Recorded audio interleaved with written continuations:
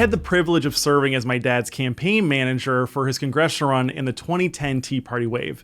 We ended up catching lightning in a bottle, ending an almost 30-year Democrat reign on Illinois' 17th congressional district. Being a freshman can be overwhelming. My dad used to say that it was like drinking from a fire hose.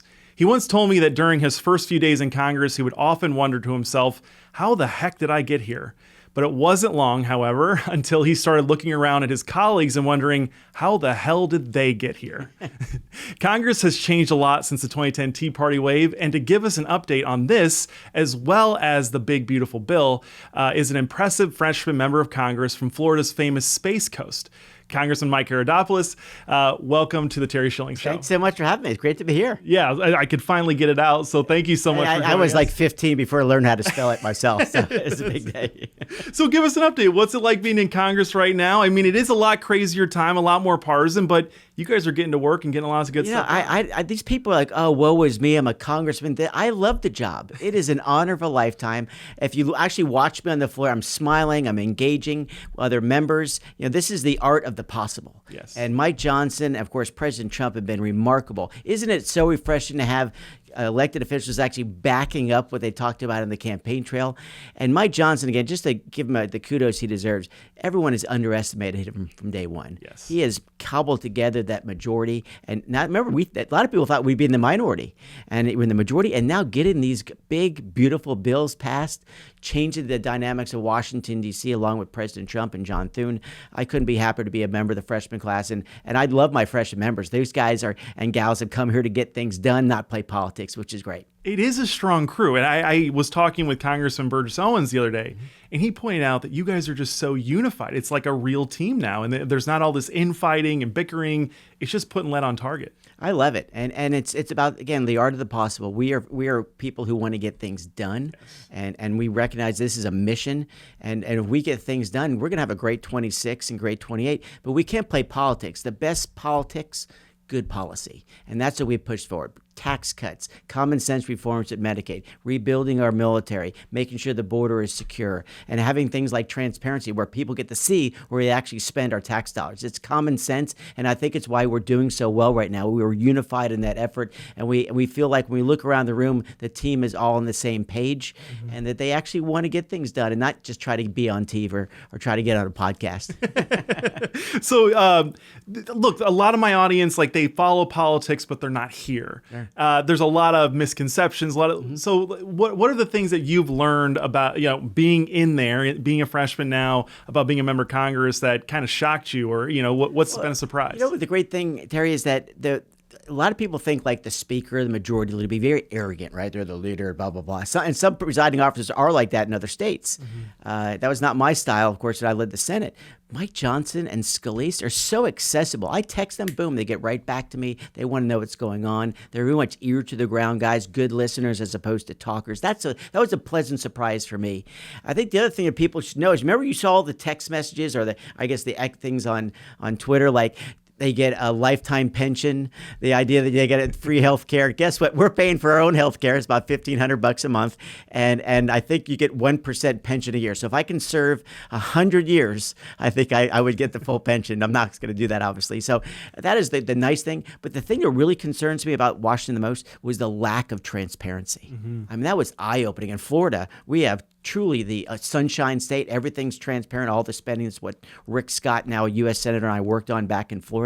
The lack of transparency is really bad. And you're seeing that being exposed now, finally, the 4 years prior, where they were hiding the ball on not only legislation, let alone the auto pen, but where they're spending this money, this USAID craziness. I mean, it's embarrassing to see how some people are spending other people's money. Well, I want to get into your Ledger Act, because I think it's very important. But before we do that, you're from the Space Coast. That's where you represent. I think that's really cool. I mean, to get to see rockets go off. Oh, yeah. And you're on House Financial Services, but also the Science, Space, and Technology Committee. That's a perfect getup. Well, I'm not going to. You're going to see me 20 years now. Same committees. I mean, it's the idea. Let's talk about the Space Coast first. Just a few years ago, we were relying on the Russians to get into space. You remember? That's and now, incredible. 12 years later, we lead the world again. We are space dominant. We're about to go head off to the moon again and the Mars eventually. We are putting up satellites because it's so important, as my son is in the United States Air Force, that we have space dominance, because that's where the GPS satellites are. So our military know how to keep lead on target, as you put it perfectly, or where the bad guys are, and the increasing threat to China. We need to stay space dominant, and the budget we just passed, $10 billion additional dollars to make sure NASA's on course. Second is financial services. We all heard about Bitcoin, but Bitcoin is really a bigger issue called crypto, or the idea of the ledger. And the blockchain is so important as we make our financial transactions more efficient and also more transparent, so the bad guys aren't in there. French Hill from Arkansas, our chairman, is doing a remarkable job educating new members like me. I'm honored to serve with what's called the whip of the committee. My job is to make sure everyone votes the right way. And French has been very accessible from Arkansas, a great chairman. And I'll tell you what, he's a lot more patient than I am. He has to deal with Maxine Waters every day, and that's a unique experience. And I sometimes have to walk out of the committee room. He stays tough, and he makes sure things get passed. And we're on our way to passing a big blockchain crypto bill just in a few weeks, if not months. Well, I'd love to have you back on to talk about that when It's that a comes huge out, issue, yeah. because I love crypto. It's very fascinating to me.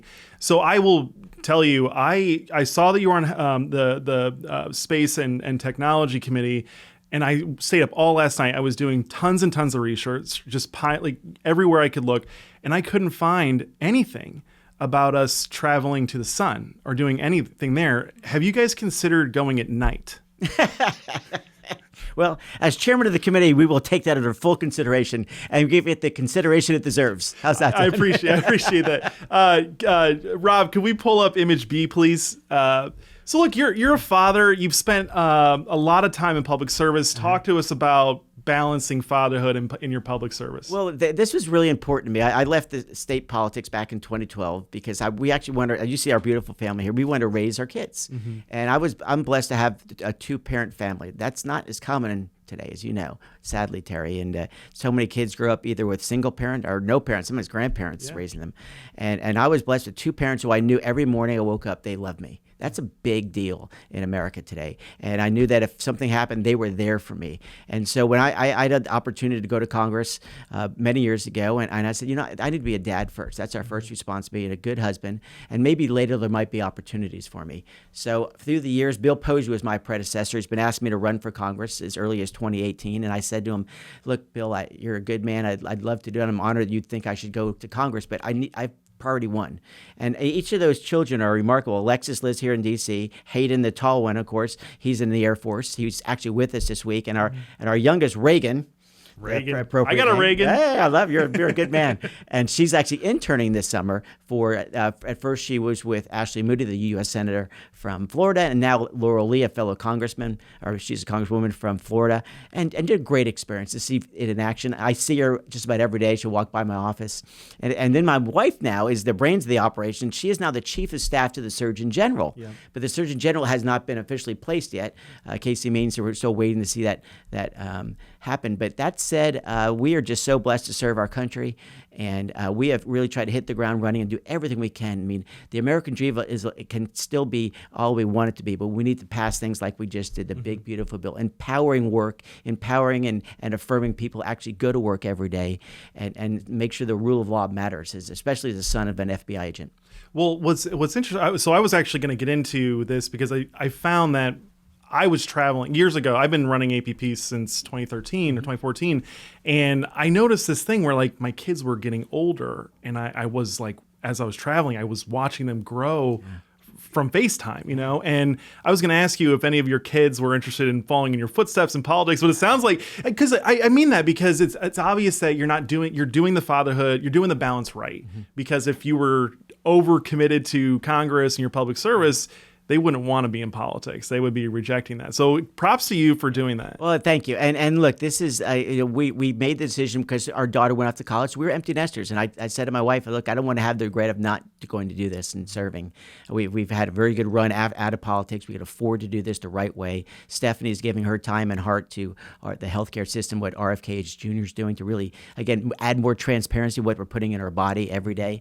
And I am here all in. I mean, this isn't just about me getting reelected. It's about about keeping the team elected. It's the reason why I got so involved in NRCC, helping fresh members like on our team, as you said, a family feeling, because this majority holding it in 26 is huge. So I'm actually spending a lot of my time and actually giving a lot of money to NRCC and fellow members who are in jeopardy, because if we keep that majority, I think we're on a great run. But we're gonna be under fire because they're gonna say Medicaid this or that. They're talking about tax cuts for the rich. If people would just read the bill, they'll see exactly what we did, which is the opposite. Well, I want to. That's the next topic. Is the big beautiful bill, because it really is a big beautiful bill. And these people, I would love to think that they were ignorant, but they're willfully ignorant at best, and they are deliberately confusing people and misrepresenting this bill. Anything you're extending tax cuts. If you don't extend those tax cuts, that will be literally the largest tax increase on Americans in American history. So it'll be a disaster. But you've got a bunch of pro-family initiatives in here: the child tax credit expansion and the extension of it, $1,000 Trump accounts, paid family leave, defunded Planned Parenthood, obviously extension of the tax cuts. I mean, this is a huge win, right? It is. I mean, it's not a perfect bill. Welcome to Washington. Nothing's ever perfect in Washington. But the idea is that, again, I go back to what I said earlier, which is we're backing up what we talked about in the campaign trail. All the things you said affirm the family, right? Yes. You empower the individual to take control in their own lives again, where they're not the whim of Call of Washington. You get more of your own hard-earned money back. I think the biggest differentiator is what the Democrats did in this bill when they argued against it. First of all, they simply didn't read the bill, or you said, not tell the truth about Medicaid. We took care of the most vulnerable. Those are pregnant women. Those are kids of low-income parents. Those are seniors in nursing homes. And most importantly, in my mind, the disabled. Yes. And those folks untouched, nothing changes. The people who are going to lose this benefit and welfare program, illegal aliens. Second are people who lied on the application to get free health care when people who made the same amount of money had to pay for their own private health care. And third, people who are unwilling to work. God did not put us on this earth to be a ward of the state. And this bill affirms work, because we also gave the big tax cuts to tips, overtime, and people who worked an entire lifetime to earn Social Security. And I really push this bill. We're talking about it with our team every day. When they say we're giving big tax cuts to the rich, let's just be honest here. The current tax rate before this bill is passed is 37% for the rich. Now the new tax rate, 37%. So when they say the big tax cut, I'm like, hey, what did I miss here? I can do math. 37 is the same darn thing. Yeah. So that was the push that we need to make, that the other team is willing to scare the heck out of people who need that help from the government if they're disabled or in a nursing home or a single mom pregnant. And that's what they did. They played on people's fears, and they're continuing. I have to respond every day. You're taking away my child's health care. He has autism, or he has MS, or he has some major ailment. I'm like, I got good news for you. We're not going to change one thing for the most vulnerable, because I'm not a libertarian, okay? I'm not an anarchist, obviously. I'm a Republican. There's a role for our government to affirm the family and to help take care of our most vulnerable. And I'm so pleased that we did the right way and told the truth, as opposed to the hypocrisy and lies that candidly I was saying every day. Well, so I want to get into how much of the One Big Beautiful Bill codified President Trump's awesome executive orders.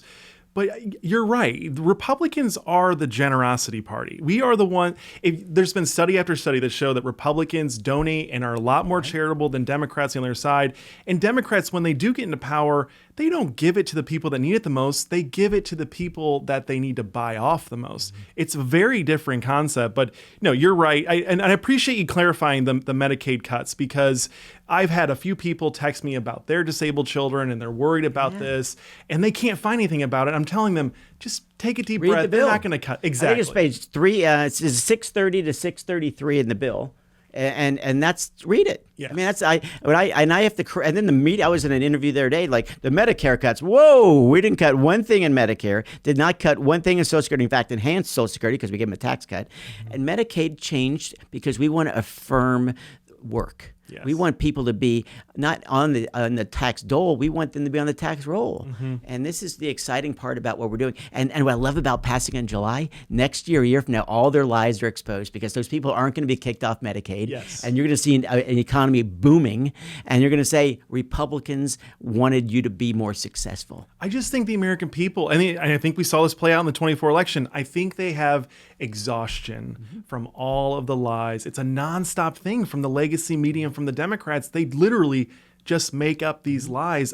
and they throw everything at the wall to see what sticks. Well, here's another thing I'm tired of. Cutting Medicaid. Okay, first of all, there's going to be a big increase over the next 10 years in the spending for Medicaid. But the difference is, here's the only difference. Instead of growing at 5% a year, we're going to go at 3% a year. That's it. So there's more money being spent on the program. Only in Washington is when you spend more money is it called a cut, right? But not as much money as you originally. Right? I mean, really? And let's call it savings, by the way, because that means that, think about it. If you take people who are unwilling to work off the rolls and the illegal aliens and the people who lied to get on Medicaid or on Medicaid under a lie, that's fewer people on Medicaid, right?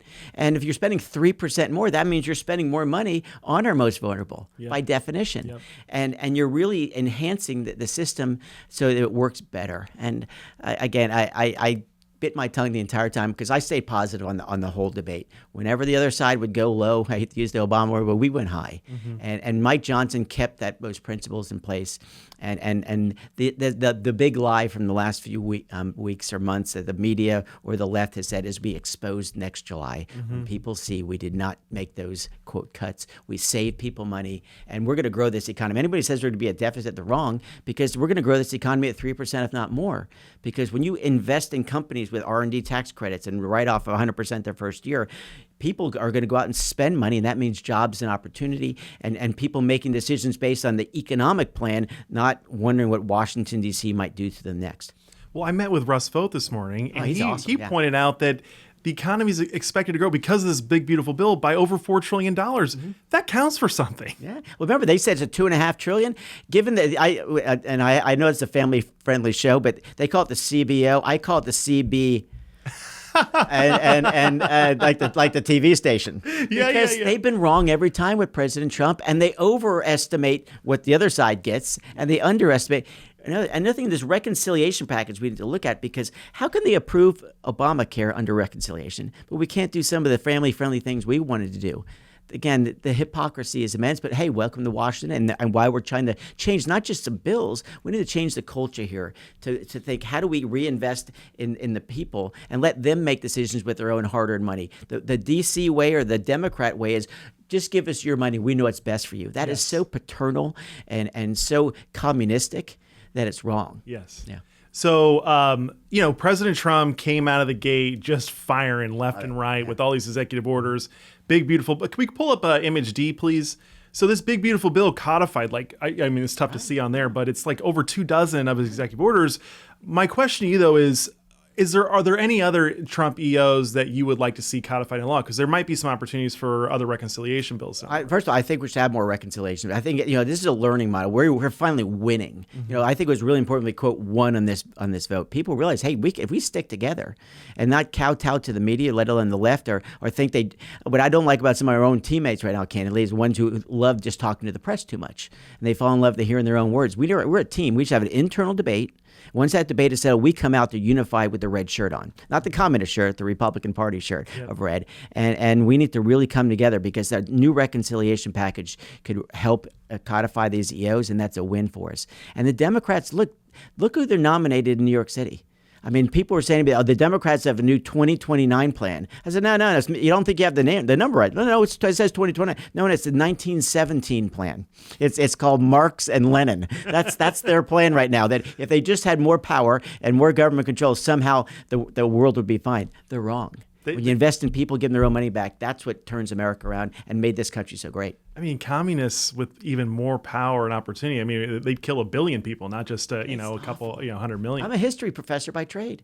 Look at history. Look, when you give people power individually, they do great things. When you coalesce it in a small group in Washington or Moscow, bad things happen. I want to talk about Ledger Act. Super important legislation that you've introduced, I think, as a result of DOJ and what they found and how we couldn't, I think it's image E. This is a big deal. The federal government couldn't pass a standard audit that every other corporation in the world has to pass. What was the big thrust behind this? Well, Rick Scott and I, back in the day, we've created a thing called Transparency Florida. You see every dollar spent, how much they get paid, you name it. The date you cut the check, the amount for, why you spent it. I mean, what a common business would do. They don't do that in Washington, D.C. Right. If they did the audit and they were a publicly traded company, they'd all be in handcuffs. Yes. And and this is also, I'm an equal opportunity here. Even the Department of Defense did the same thing. Yeah. It's not just the quote welfare programs. Everybody needs to be under this audit, because when you're spending other people's money, people deserve to see how it's being spent. And people don't spend the same way when people are looking over their shoulder. That's okay? right. Ask any husband or Oh wife. my gosh, that very yeah. question. So the idea is we put My wife just gets Amazon boxes at my house every day. There's just piles of Amazon boxes. Well, I think the U.S. government is the greatest example of Amazon boxes in the history of the world, especially the last 4 years, right? So that what we said is, Rick Scott and I got together. We said, let's do it every business. Who's getting paid? How much are they getting paid? How is it authorized? And did the check actually get delivered to the right person, et cetera? And did they actually do what they said they were going to do with the money? Yeah. That's just common sense, right? And that's not the law. So the Treasury Department's gonna have to do that. And by the way, this guy Scott Bisson is awesome. He is no holds bar. He calls balls and strikes, Yes. and he is willing to push back with like no other Secretary of the Treasury I've seen maybe since Alexander Hamilton. I mean, this guy is on the ball. I met him early in the That's high process. praise. He is a good man, and he's come before our committee a few times, and he's just tells it how it is, and that's so welcome here in Washington, D.C. Well, Congressman, I really appreciate you joining us. And by the way, I can't stop this show before commenting. You might have the best hair in Congress. Hey, all right. Well, I'm not the tallest one. I can tell you that in Congress, but I'm coming in as close second with the hair. But I'm having a blast, Terry, and I can't thank you enough for allowing me to come on.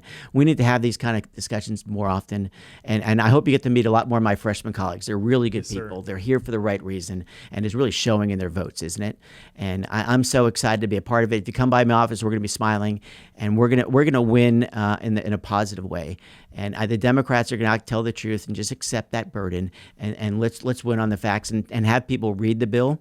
And luckily, we have good media folks like yourself who are willing to go out there and tell the truth. Yes. And we're willing to show the receipts, not just on my ledger bill, but on shows like this. So let's continue the conversation and really lift up America and tell people that if you're working hard, there's going to be a reward for you with lower taxes. And if you're unwilling to work, there's a penalty, because you can't live off the government, and we can't keep a border open and undercut people who are making this country work every day. And I'm grateful for these opportunities, and I really am confident that the president has really learned from his first term. Yes. And made this thing happen. And we got a speaker and a majority leader who are willing to take on the status quo, and some even members of their own party, which wasn't happening, at least before I got here. So I'm pretty excited to be a part of this winning team. Well, we're excited to have you in there fighting for us every single day.